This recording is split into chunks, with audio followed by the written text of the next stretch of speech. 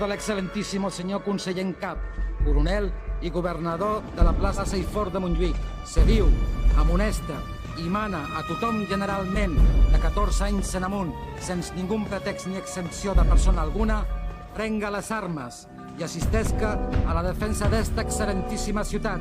i en guarda de la bandera de la invicta verge i màrtir Santa Eulària, patrona de nostra ciutat, sense excepció dels de la coronela i sus agregats, ni dels que se troben de guàrdia en los baluars, ni menys el tercer batalló que està de guàrdia en los portals, acuden promptament, luego sota pena de la vida, en la placeta de Junqueras, que així convé al servei del rei i de la pàtria. Doctor Rafael Casanova, conseller en cap, coronel i governador, Barcelona, 11 de setembre de 1714.